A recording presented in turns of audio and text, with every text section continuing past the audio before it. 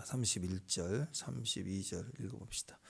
그들의 눈이 밝아져 그인 줄 알아보더니 예수는 그들에게 보이지 아니하는지라. 그들이 서로 말하되 길에서 우리에게 말씀하시고 우리 성경을 풀어주실 때 우리 속에서 마음이 뜨겁지 아니하더냐 하고, 자, 눈이 밝아졌어요. 눈이 밝아졌다. 눈이 밝아졌다. 다시 확인이 됐다라는 거죠. 방향과 통찰력이 생겼다. 또 돌이켜보니까 그러기 전 어떤 일이 있냐, 우리 마음에 감동이 임합니다. 뜨거운 감동. 그래서 막 뜨거워지는 거, 마음이 뜨거워지는 거. 마음이 뜨거워져서 감동, 성령의 감동케 하심이 있을 때 눈이 확 열려서 분별이 되죠. 그러니까 감동케 되는 사건의 그 시작은 또 뭐였어요? 주님의 임재가 있었고, 임재 안에서 주님이 가만히 있는 게 아니라 뭐래요? 말씀해 주셨어요. 주님과 대화하는 거, 말씀이 먼저 있는 거. 말씀이 있으면 우리가 감동을 얻게 됩니다. 우리가 길 가다 갑자기 감동이 있는 거, 또 대화 중에 갑자기 감동이 있는 거, 말씀보다 감동이 있는 거 다 성령의 역사입니다. 그리고 나서 우리 안에 통찰력이 생기죠. 아, 그렇구나 하고, 이게 맞구나 하고 알아지는 거예요. 자꾸 설명해서 깨닫게 해주는 게 아니라 그냥 임재하시면, 임재 안에 들어가면 알아지는 거죠. 알아지는 거예요. 에마오로 두 제자가 실망해서 내려갑니다. 그 과정에서 예수님이 동행하시게 되죠. 근데 부활하신 육체는 좀 다른 모습이었던 것 같아요. 평소의 모습과 외적으로는 좀 달라집니다. 변형되신 예수님, 변화산상에서도 예수님이 변형이 됐을 때도 부활의 영광을 입은 육체는 이전의 모습과 좀 다른 것 같아요. 빛에 막 감싸져 육신적으로도 좀 다른 모습이었던 것 같아요. 우리도 부활을 입을 때 이 모양이 아니다. 축복합니다. 가장 좋은 모습이다. 이렇게 보시면 돼요. 그러나 딱 보면 알아요. 천국은 온 통찰력과 또 분별이 있기 때문에 보면 딱 알고, 한 번도 만나본 적이 없지만 베드로도 보면 확 알 것 같고, 뭐 꼭 어떤 분이 스테반을 봤더니 머리에 다이아몬드로 반짝반짝 있어서 아, 그분이 스테반이구나 그랬다는데, 뭐 꼭 그렇게는 아니더라도 그냥 영이 딱 보면 그 모습은 아닌데 확실히 아는 모습, 그런 모습이다 이렇게 볼 수 있을 것 같습니다. 자, 예수님과 동행하는데 몰라봤어요. 그러니까 3년 반 동안 함께 동행했던 제자예요. 근데 예수님을 몰라봤어요. 성경을 이렇게 풀어서 설명해 줍니다. 근데 자기 안에 이미 그 통찰력과 믿음과 동행 가운데 있었던 것이 이렇게 풀어져 가는데 변화가 일어나기 시작하는데 그것도 잘 몰랐어요. 그래도 아직까지 몰랐어요. 숙소에 들어가 가지고 거기서 음식을 먹을 때, 그러니까 음식이 중요한 거예요. 축복합니다. 우리는 꼭 음식을 먹어야 됩니다. 그 음식은 뭐 이렇게 인스턴트 그런 거 먹어 뭐 이런 거 좋겠어요.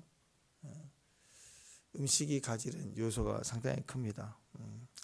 교제 의미가 있고 나눔이 있고, 또 우리는 여기다 영적 의미를 부여한다면 축복과 사랑이고, 거기는 몸을 떼어주시는 예수님을 생각할 수 있는 거죠. 만나. 그리고 항상 예수님의 사역이 주변에 먹는 일이 생깁니다.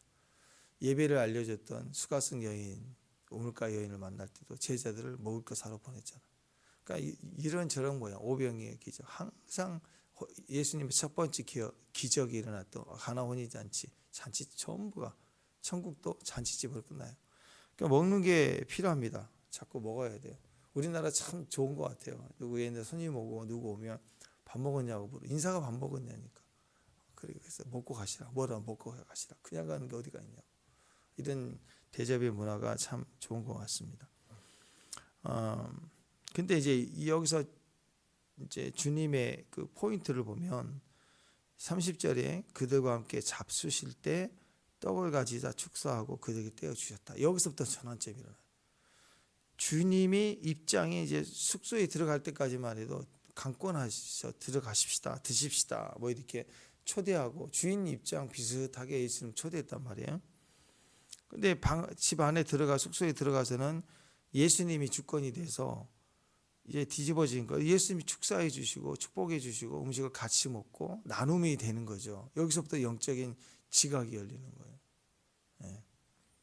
그러니까 우리 안에 우리 내면에 예수님을 모시고 살지만 사실은 주님이 우리에게 말씀해 주시고 우리 인도해 주시는 그 주님의 인도하심이 생기면 주님이 주인 역할을 우리 내면에서 하시면 그때부터 우리가 감동을 받고 지각이 바뀌고 그리고 계시가 임한다라는 거죠. 예배가 너무 중요해요. 예배는 떼어주는 거잖아요. 그래서 주님의 주권 안에서 떼어주는 거. 우리 집에서 밥을 먹고 교제를 하고 뭐 티타임 가지고 뭐 커피를 마셔도 손님과 대화하는 중에 누가 주인이어야 돼요? 손님이? 그건 식당이고 우리 식당 주인입니까? 아니잖아요. 손님이 왕이 아니라 내 집에서 하니까 내가 왕이다 아니죠. 누가 주인이어야 돼요? 나와 너 사이에 예수님이 주인이 되시고 우리가 같이 교제하고 그런 마음으로 들어서면 그 안에 통찰력이 기적이 일어나 분별이 일어나게. 그래서 식사를 음식을 먹을 때 눈이 밝아져요. 배고플 때 음식을 먹으면 행복하죠. 막 올라올 때까지 막 힘들고 짜증났던 게 맛있는 걸 먹으면 다 바뀌는 얼굴이 확 바뀝니다. 마찬가지예요. 육신도 그러듯이 영적으로도 예배를 드리고 영적 양식을 먹으면 밝아집니다. 예배는 주권의 체인지예요. 주권이 예수님으로 온전히 바뀌는 겁니다. 그때 예수님이 보여지기 시작하죠. 내가 주인일 때, 내가 주관하려고 할 때 잘 안 보여요. 내 생각, 예수님 내 안에 계시고 예수님 나의 구주로 영접했고 그렇지만 내가 아직 여전히 내 고집, 내 철학, 내 기준이 강하면 안 보여요. 절대로 안 보여요. 그래서 엠마오 가는 이 두 제자가 떠나올 때도 내 생각, 내 고집 그리고 전부 소문으로 치부했죠. 이 여인들이 와서 증거했던 거 듣고 온 거예요. 다 들었지만 안 믿는 거예요. 제자들이 가서 봤더니 시신이 없는 거 그리고 정말 주님을 직접 보지는 못했지만 그런 일이 일어났다고 하더라. 그러고 와버리는 거예요. 지금 전부 구경이고 손님이고 주권이 여전히 안 바뀌는 거예요. 알기는 안 돼. 말씀을 듣기는 들어도 바뀌지 않는 거. 내가 여전히 내 판단, 내 고집, 내 생각, 내가 주인이라는 거죠. 집에서도 엄마는 열심히 얘기하는데 우리 애들은 뭐 안 들려요. 아이는 못 들어요. 못 들었다. 안 들려요. 열심히 하는데 뭐 일부러도 안 듣기도 합니다. 막 무시해요. 무시하고 그래요. 집에서도 그렇잖아요. 아내들은 막 열심히 얘기하고 벽 보고 얘기한 것 같아. 남편들은 못 들었대. 못 들었다. 그러니까 우리 귀라고 하는 것으로 듣는 것 같지만 관계에서는 뭘로 들어요? 영적인 거 뭘로? 마음으로 듣는 거죠. 마음을 빼앗기면 못 들어요. 마음이 들을 마음이 없으면 안 들려져요. 뭐라고 얘기해도 귀로는 들었어요. 근데 한 1초, 2초만 지나가도 그걸 왜 해야 되는지 몰라요. 그러니까 들었지만 사라지는 거죠. 마음이 없으면 안 들리는 거예요. 사람이 희한합니다. 마음이 없으면 안 들려요. 귀로 듣는 게 아니니까. 자기가 주인이면 들을 마음이 없는 거예요. 그래서 주님의 음성이 안 들리는 거예요. 아무것도 못합니다. 보이지도 않고 들리지도 않고. 그러니까 점점 속도도 느려지고 방향도 엉뚱해져 가지고 엉뚱한 방향으로 가기 시작합니다. 그러니까 이 엠마오로 가는 이 제자들의 모습을 통해서 우리 신앙 전체의 모습으로 이렇게 비유를 해본다면, 생각해 본다면 우리는 통찰력이 얼마나 중요한가, 방향을 정확히 알고 가는 게 얼마나 중요한가, 그 얘기입니다. 믿음을 가질 때 방향이 바뀝니다. 믿음을 가질 때 바른 방향으로 가게 돼요. 그러나 믿음을 놓치면 내가 판단해야 돼요. 굉장히 어렵습니다. 이거 너무 많은 연구를 해야 돼요. 연구를 해서 어떤 것을 선택해 가려고 하면 꼭 49대 51이에요. 처음에는 90대 10 같은데 확인하면 이상하게 49대 51이에요. 결정하기 참 어려워집니다. 그게 뭐 한 투자로 본다면 한 10만 원, 20만 원짜리가 아니라 한 10억짜리를 투자한다고 해봅시다. 이게 알아볼수록 신중해질수록 이게 비슷해요. 항상 시작은 이게 더 좋을 거야 하고 이제 알아보지. 얘하고 알아보다 보면 이게 90대 10이 아니라 이게 오히려 더 좋아 보이기도 하고 이러면서 결정이 굉장히 어려워지기 시작하는 거예요. 인간이 결정의 능력이 없어서 그래요. 부활 이후의 사건이 24장 이제 마지막 장의 이제 내용인데 예수님이 실제로 부활하셨어요. 그리고 분명히 증거하셨는데 또 천사가 나타났고, 근데 소문에 소문으로 이렇게 들리듯이 오는 사람들 가운데 들었으나 부활의 약속을 이미 예수님 통해서 들었고, 그 당시 믿지 않는 자들 중에 이 종교인들, 예수를 못 박아 죽였던 종교 지도자들, 그리고 또 빌라도 로마 총독의 이 집행을 했던 무리들이 예수님의 부활을 반틈 이렇게 의심하고 이렇게 믿었다고. 예수님 부활이 아니더라도 시체를, 예수님이 분명히 사흘 만에 부활한다고 했으니까 야 저들 시체를 못 찾아가게 그 입구를 닫고 봉인을 했어요. 그래서 지켰다고 군인으로 그 무덤에 큰 바위로 닫아버리고 거기다가 봉인을 했기 때문에 손대면 큰일 나는 거예요. 큰일 나는. 어제 저도 피자를 시켜 먹었는데 요즘 피자 딱 오는 거 보니까 뚜껑을 봉인해 있더라고. 하도 뜯어 먹어서 하나씩 빼먹는다고 스티커 하나를 딱 붙여놨어요. 피자 이게 뚜껑에. 그거 있으면 배달을 하신 분이 못 뜯어 먹을까봐 이렇게 딱 봉인해 돼 있더라고요. 그게 하나가 뭐 별거 아닌 것 같은데 꽤 안심을 줘요. 아 이거 안 뜯어 먹겠구나 생각이 드는 거예요. 치킨도 그러지 않겠어요. 시켜보면 딱 봉인해 있다 그러면 다리 하나 안 없어졌겠구나. 안 세봐도 되잖아요. 하나씩. 이것도 작은 것도 그러는데 무덤을 손대지 말라고 또 시체를 몰래 숨겼다가 부활했다는 소문을 일으키려고 저들이 그럴 거야. 그러니까 다 지켰다고. 부활에 대해서 믿지 않는 자들도 불신했지만 그래도 나름 그걸 의심하고 두려워하고 했단 말이에요. 근데 진짜 제자들 중에 낙심해서 엠마오로 가는 이 두 제자 대표성을 가지죠. 이들의 이런 사람들의 모습을 대표합니다. 많은 분들이 또 이렇게 들었지만 예수님께 들었고 또 실제로 부활했다는 얘기까지 들었지만 에이 하고 실망하여 낙심하여 내려가는 모습들. 내려간다라는 이 말의 의미가 우리 말의 의미를 두고 생각해 보면 재밌는 것 같아요. 내려간다. 영적 상태도 내려갔다. 뭐 그렇게 봐. 그러니까 다 실망한 거야. 그러니까 무슨 말을 해도 안 믿고 내려가는 거야. 심지어 예수님이 오셔서 말씀해 주실 때도 안 들려요. 이미 낙심했기 때문에. 예수님 말씀하시는데도 안 들려요. 그러나 머리로는 뭔가 감동이 안 오지만 마음이 없었다는 거죠. 내면이. 근데 지식적으로는 대화를 하니까 대화 중에 구약의 말씀을 생각나게 하고 대화해주고 메시아에 대한 얘기를 들으니까 논리적으로 생각을 해보는 거. 그래서 여러분 누군가 대화하려고 하는데 마음이 없어서 막 얘기도 안 들으려고 그래도요. 대화를 시도해야 돼요. 마음에 감동이 없고 안 들으려고 해도 반응도 없는 것 같아도 가서 A는 B고 B는 C고를 얘기를 해줘야 된다고. 자꾸 얘기하면 안 들은 척하고 잠자는 척하고 그래도 시간 지나면 가만히 생각하면서 또 마음이 감동이 일어나고 점점 바뀌게 돼요. 그러니까 얘기를 해줘야 돼요. 존중해서. 가르치려고 하면 마음을 더 닫겠죠. 가르치려고 하는 게 내 마음은 사실 이랬어. 굳이 하라고 해도 하긴 안 하죠.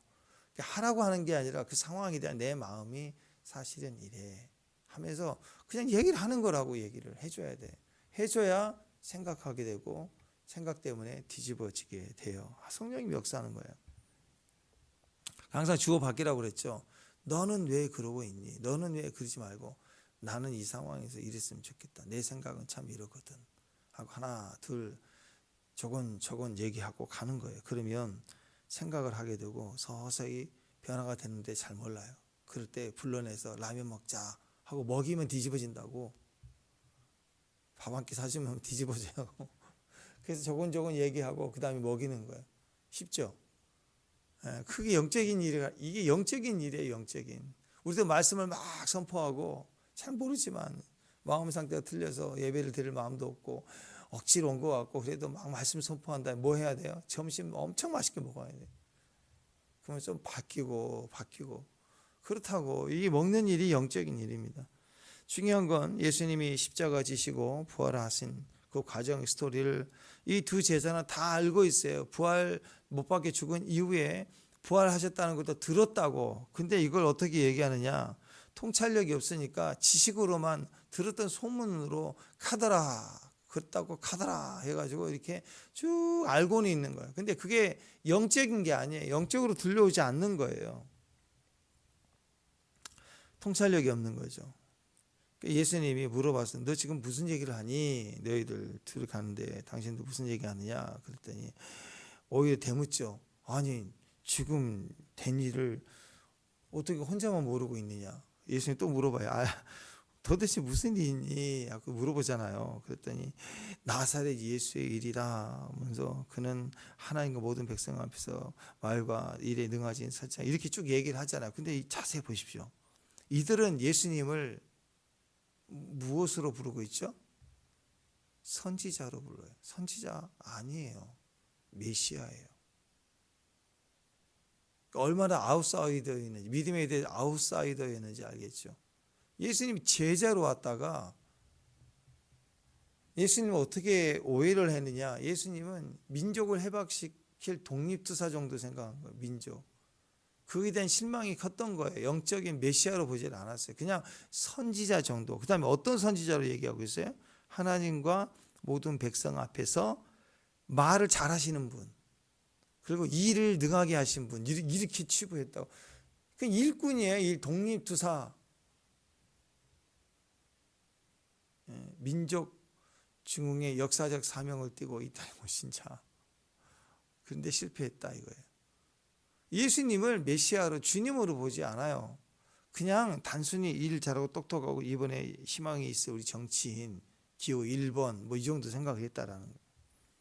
말과 일에 능한 선지자 정도로만 알았다는 거예요. 그건 구원이 아니에요. 구원은 예수님을 메시아로 영접해야 됩니다. 그래서 여러분 캐토릭에서 얘기하는 천주교에서 얘기하는 예수와 우리가 얘기하는 예수가 달라요. 어떻게 다를까요? 거기는 아기 예수님입니다. 아기 예수님. 메시아로서 유일한 예수님이 아니에요. 우리는 유일한 메시아예요. 유일한 구원의 주예요. 아기가 아니고 통치하러 오실 왕 중의 왕. 예수 외에는 구원이 없는 유일한 구원자. 다른 구원의 방편이 없어요. 마리아니 뭐니 다른 방편이 필요가 없는 거라고.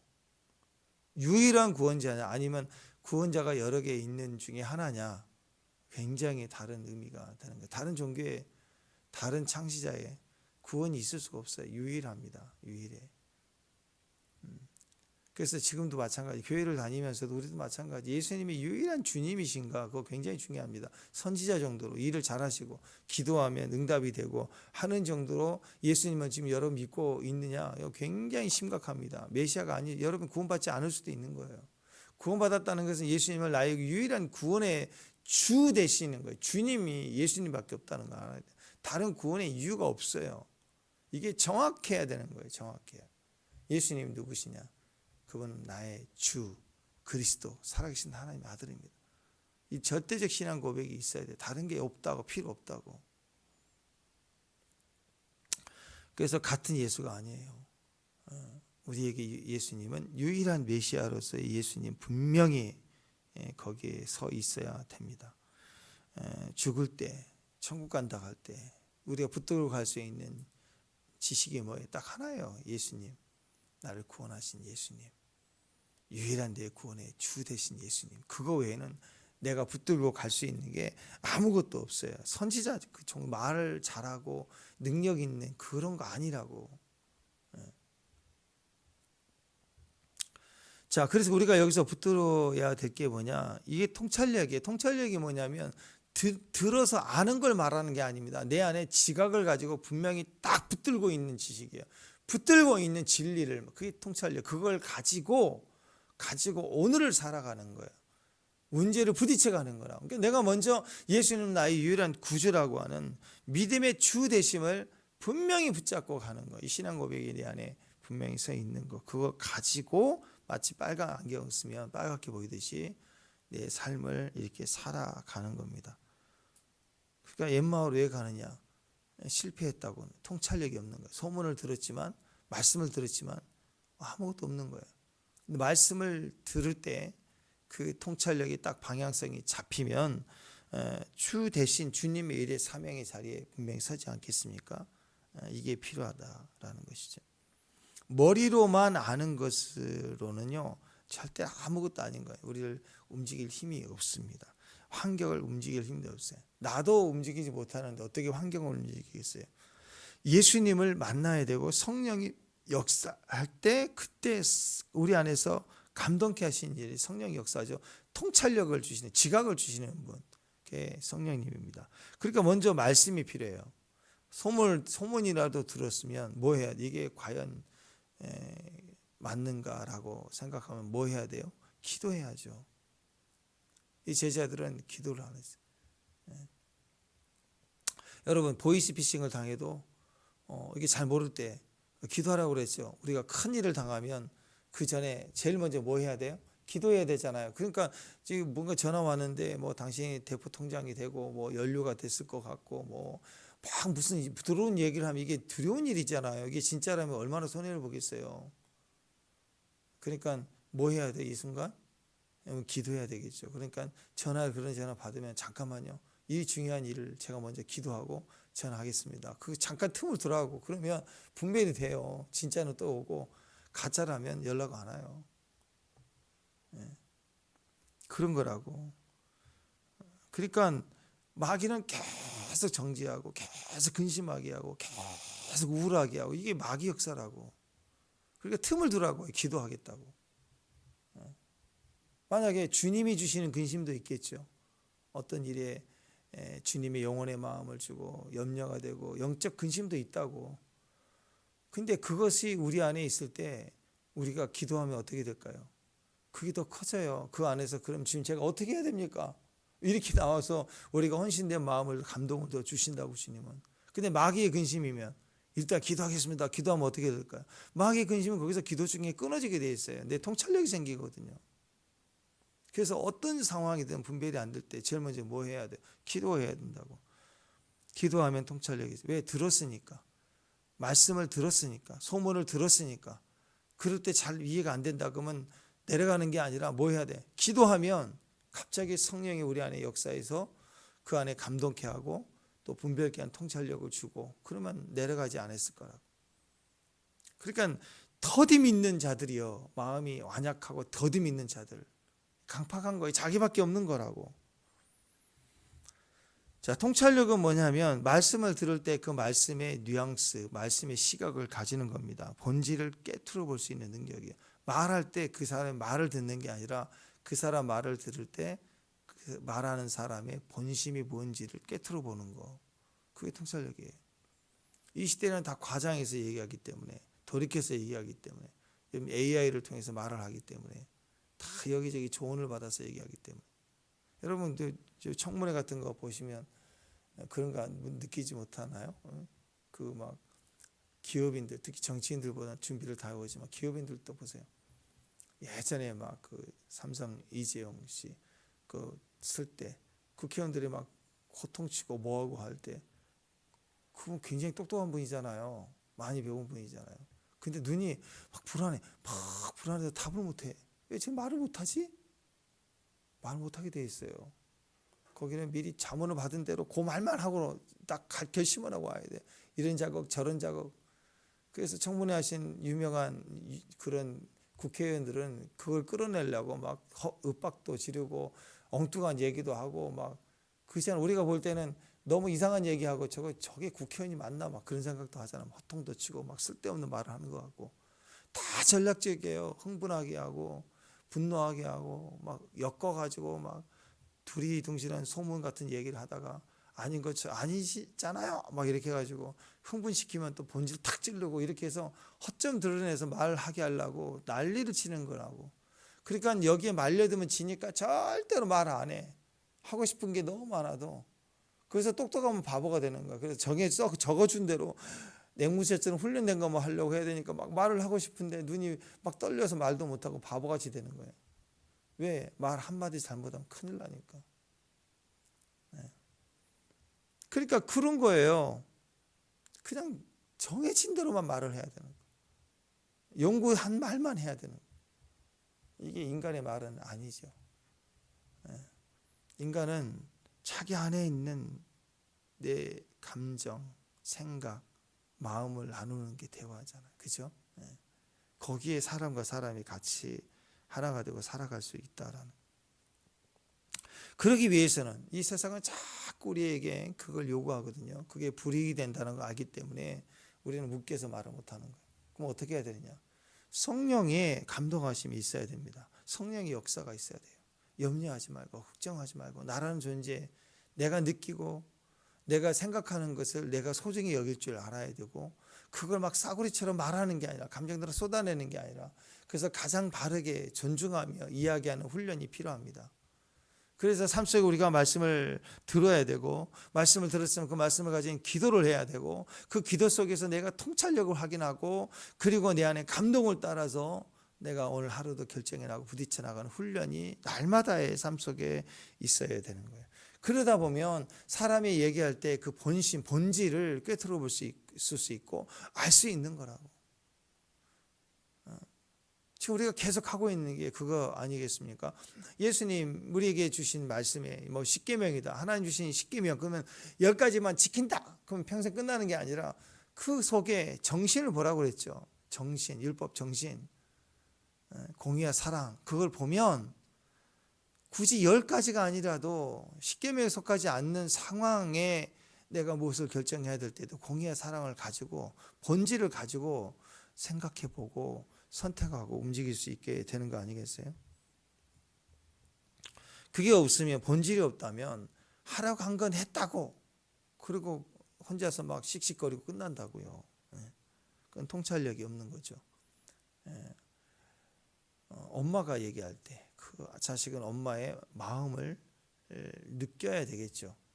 하라는 거 숙제해, 그러면 그거 했냐 안 했냐 그걸 막 따지고, 치워라 그러면 치웠다 안 치웠다 그것만 가지고 막 고집을 피운다 그러면 그 아이는 아직도 성숙하지 못한 것이겠죠.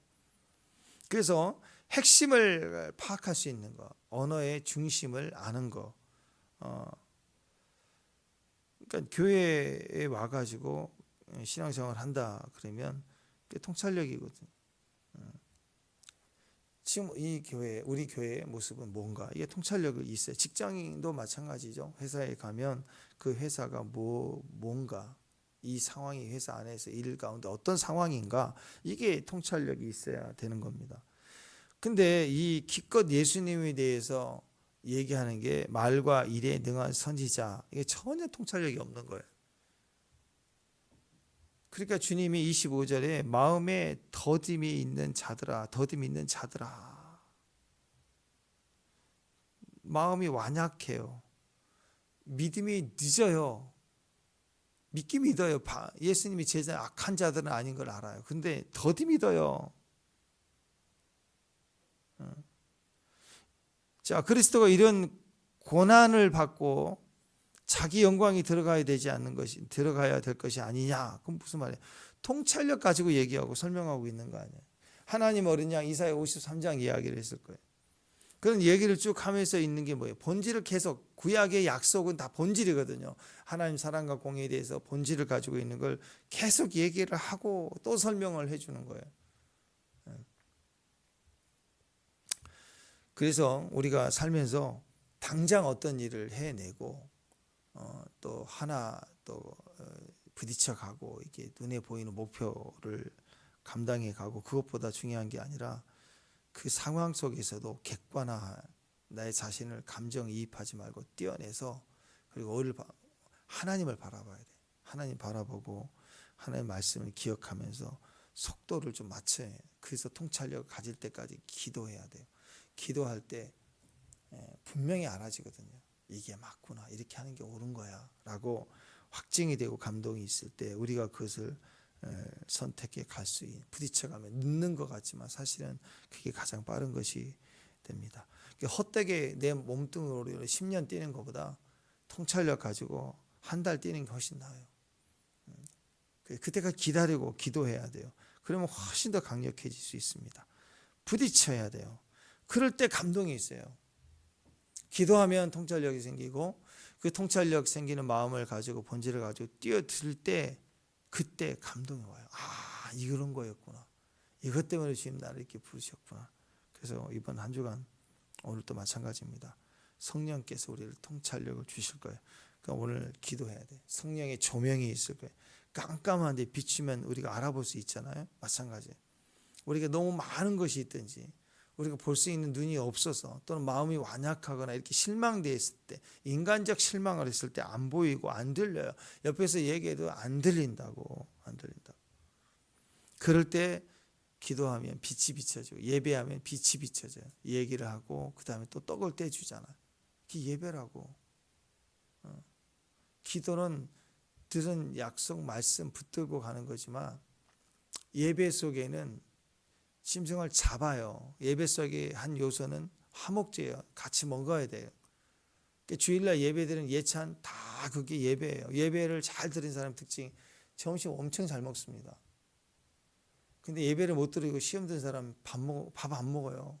이상해요. 예배를 짐승을 안 드리는 거예요. 화목제를 안 드리는 거라고. 먹어야 돼요. 그래서 교회가 왜 밥이 맛있느냐? 요리를 잘하신 분이 있어서 그렇겠지만 그게 아니라 예배를 잘 드렸기 때문에 음식이 맛있는 거예요. 그것까지 예배예요. 그러니까 지금 보세요. 말씀을 들려줄 때 잘 몰랐어요. 감동을 하도 잘 몰랐다고. 언제 뒤집어져요? 먹을 거 주니까 뒤집어지는 거라고. 나눠야 돼요. 먹어야 돼요. 예배예요. 예배. 나눔이 있고 그리고 교제가 있고. 자, 예배에서 좋은 음식을 준비하는 거 희생이 있잖아요. 뭐 시켜 먹는 음식이라도 그래도 음식을 사주잖아요. 이렇게 대가를 지불하잖아요. 음식을 했다 그럼 얼마나 또 정성을 봐야죠. 음식을 좋은 재료를 요리를 해서 대접을 하니까 그것 역시 그게 다 희생이 들어가는 거라고. 그래서 먹는 건 예배라고. 음식을 막 추하게 그 음식을 막 가볍게 여기고 음식의 교제를 가볍게 여기면요 음식이 안 와요. 떡 하나라도 정말 감사히 잘 먹으면 떡이 온다고.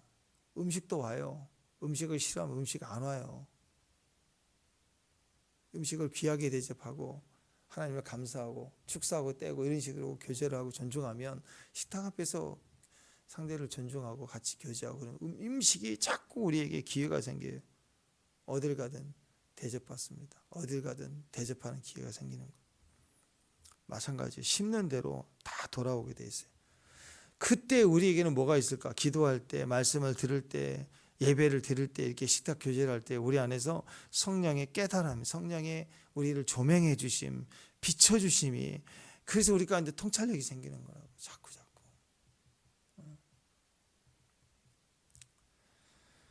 자, 그렇기 때문에 우리가 내 생각 나만 가지고 있을 때는 절대적으로 통찰력이 없습니다. 갇혀지게 돼요. 사고가 갇혀지고 자기만 생각하게 돼요. 그렇잖아요. 애들한테 얘기할 때도 먹을 것 하나 주면서 먹자.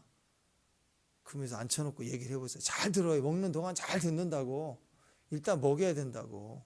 먹이면서 얘기를 하라고. 그 마음 중심을 나누는 게 목적이잖아요. 마음과 마음이 열려야 들리기 때문에. 그래서 여러분 예수님도 우리를 축사해 주시면서 또 우리에게 나누어지실 때 우리 안에 눈이 밝아지고 예수님 것을 알아볼 수 있는 믿음이 되었다라는 것입니다. 그러니까 여러분 이스라엘 백성도 그렇고 오늘 엠마오로 가는 두 제자도 마찬가지입니다. 계속 방황했구나. 3년 반 동안 헛됐구나 생각하니까 고향으로 돌아가는 거 아니에요. 실패했다고 생각하니까. 그게 어떻게 실패가 될 수 있어요. 다시 말씀 주고 다시 먹이고 다시 이렇게 잠깐 교제하는 이걸 통해서 다시 회복이 될 수 있다고요. 오늘도 마찬가지입니다. 우리가 믿음의 통찰력을 가져야 됩니다. 먼저 그의 나라와 의를 구하라. 그러면 이 모든 것을 너에게 더하신다 하는 거. 그 속에 염려하지 말라, 근심하지 말라 있잖아요. 오늘 낙심하고 근심하고 염려해서 돌아간 자에게 근심하지 마, 근심하지 마 이렇게 한다고 들리겠냐고요? 안 들리죠. 그의 나라와 의를 먼저 선택할 수 있도록, 그러면 이 모든 것은 우리 인생의 중심이 되어지도록 세워지는 능력이 말씀에 있어요. 말씀을 듣고 기도할 때, 그리고 함께 예배할 때 방향성이 결정이 됩니다. 말씀이 들려지면 통찰력이 생깁니다. 기도하면 확증이 생겨요. 생각나게 돼요. 그리고 감동이 생겨요. 함께 예배하면, 나누면 뜨거워지는 거예요. 염려하지 말라, 또 근심하지 말라 이렇게 말을 반복해서 알려준다고 바뀌는 게 절대 아니지 않습니까? 마음의 이야기입니다. 우리 중심에 하나님의 빛이 임하도록 동행해주고 함께 나눠주고 밥 한 끼 사주고 또는 따뜻한 국물 만들어서 오라고 하고, 이게 전도거든요. 전도. 그러면서 변화가 되고 함께 서갈 수 있는 귀한 믿음의 종들 되시기를 주님의 이름으로 축원합니다. 기도하겠습니다. 하나님, 우리 안에 믿는 자들 속에 아직도 불신의 영역, 내가 믿지만 아직 안 되는 내 안에 불신의 영역, 그리고 가볍게 취급하고 있는 영역들, 터부시하는 것들, 그러나 그 속에 진리가 오늘 더 분명해질 수 있는 통찰력 주시옵소서. 성령이 오늘 기도할 때 우리 가운데 조명해 주시고, 또 그것이 얼마나 하나님의 눈동자로 보시면 간절하고 또 얼마나 소중한지 우리도 주님의 마음으로 간절하고 소중함을 느끼고 감동받을 수 있도록, 그래서 헌신할 수 있는 귀한 믿음의 종들 되기를 원합니다. 성령님 오셔서 우리를 뜨겁게 해주시고 주의 마음으로 볼 수 있는 귀한 종들이 되게 하옵소서. 예수님의 이름으로 기도합니다.